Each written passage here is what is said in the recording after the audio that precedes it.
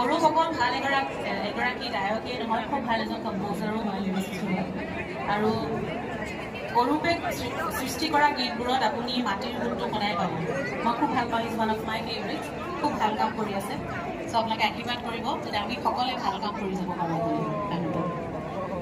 এতিয়া জুবলিবা যিহেতু বেষ্ট বিহু চং এইবেলি পকিব বিহু নামটো অলপ ইউনিক পকিব বিহু হোৱাটছ কুকিং আচ্ছা যিহেতু বেষ্ট বিহু চং আৰু আমাৰ লগত মেল ছিংগাৰ মানস দা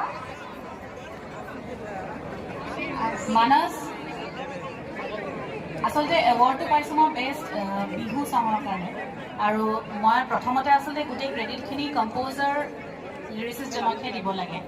আমাৰ সকলোৰে শ্ৰদ্ধাৰ বৰ বিহুৱা নিৰঞ্জন গোস্বামী ডাঙৰীয়া, তেখেতে আচলতে গীতটি অৰুপ অকল ভাল এগৰাকী গায়কেই নহয়, খুব ভাল এজন কম্প'জাৰো হয়, লিৰিচিষ্ট হয়। আৰু অৰূপে সৃষ্টি কৰা গীতবোৰত আপুনি মাটিৰ সুৰটো সদায় পাব। মই খুব ভাল পাওঁ, is one of my favourite. খুব ভাল কাম কৰি আছে। চ' আপোনালোকে আশীৰ্বাদ কৰিব যাতে আমি সকলোৱে ভাল কাম কৰি যাব পাৰোঁ বুলি কামটো।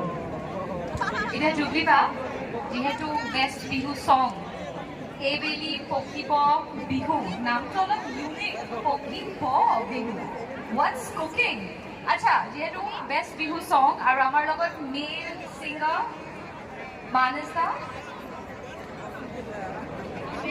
মানস আচলতে এৱাৰ্ডটো পাইছোঁ মই বেষ্ট বিহু চঙৰ কাৰণে।